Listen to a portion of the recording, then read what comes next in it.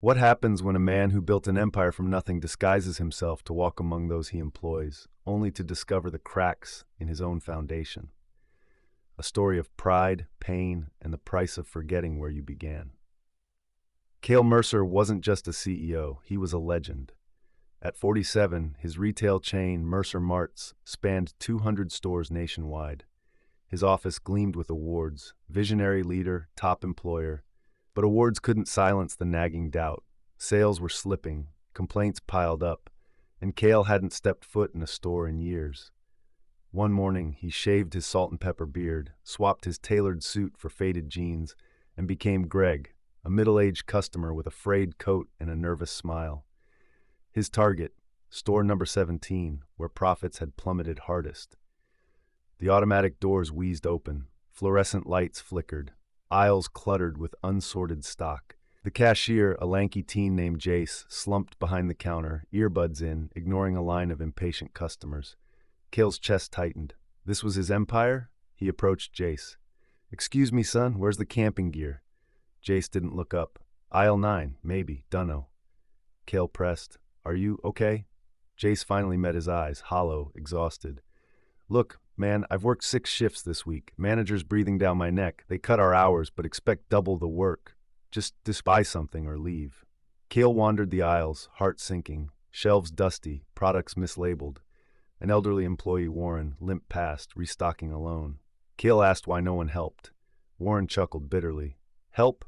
Corporate slashed our team last month. They call us efficient. I call it cruel." Kael's hands trembled as he bought a cheap flashlight, the only thing he could stomach. Outside, rain soaked his coat. He stared at the receipt, smudged with ink. "Thank you for shopping at Mercer Mart." The words felt like a slap. In his car, he gripped the steering wheel, throat raw. "I thought I was building something. Good," he whispered. Memories flooded him, his first store at 22, scrubbing floors until dawn, promising employees they'd all rise together. When did he stop seeing them?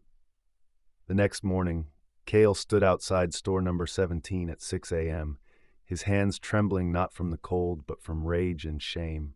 He hadn't slept. His disguise, the frayed coat, the cheap glasses lay crumpled in his car. Today, he wasn't Greg. He was Kael Mercer, CEO, ready to burn his own empire to the ground if it meant saving it. He threw open the employee entrance. Manager Troy, a wiry man with a smug smirk, froze mid-sip of his coffee. "Mr. Mercer, sir, I had no idea you were—" "Shut your mouth," Kael growled, his voice low and shaking.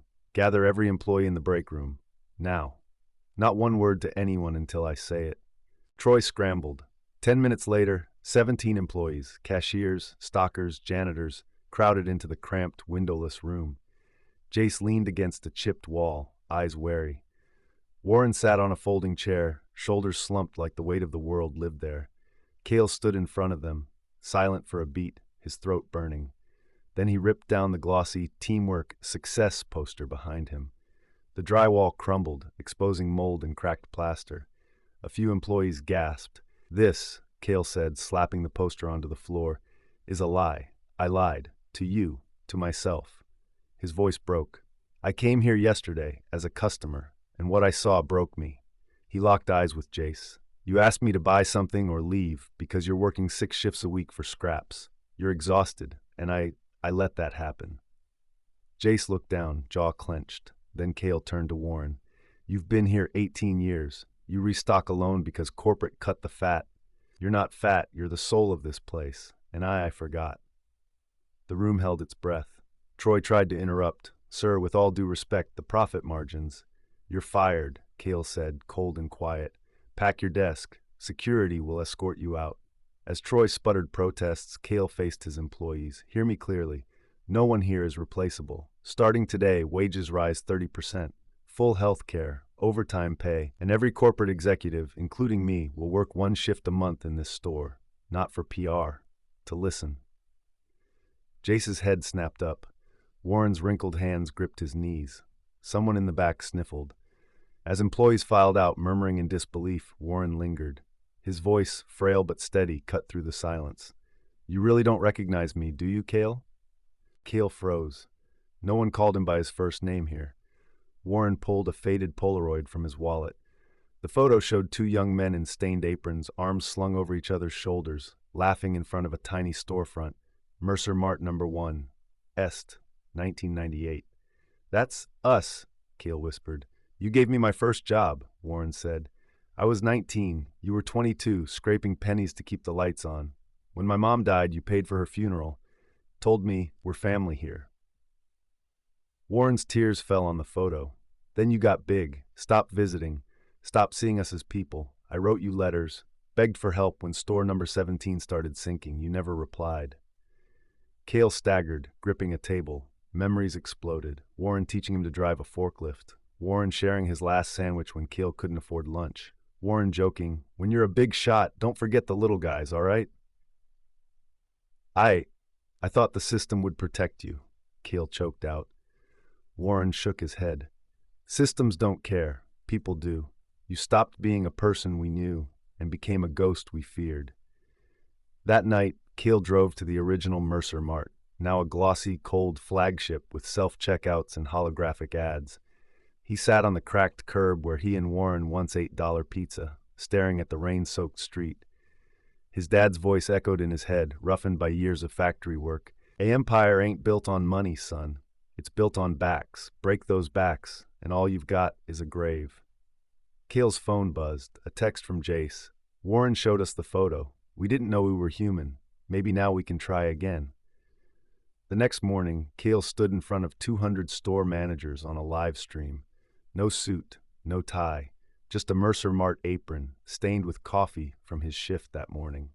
"The Bridge Initiative starts today," he announced. "Every employee gets profit shares, mental health days, free education, and every store will have a Warren's Corner, a board where any employee can post ideas, complaints, or memories.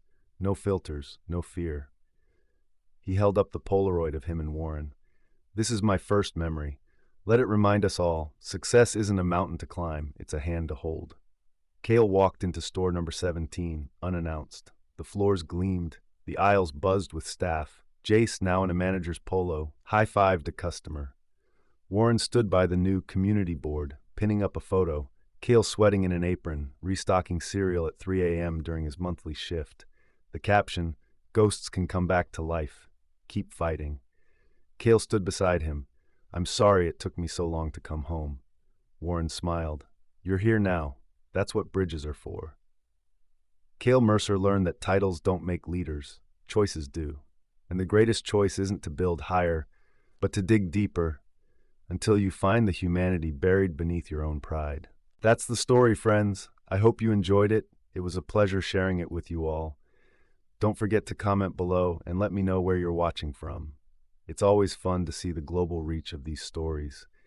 And if you haven't already, please hit that subscribe button for more amazing stories, tips, and tricks. Thank you for watching, and I'll see you in the next one.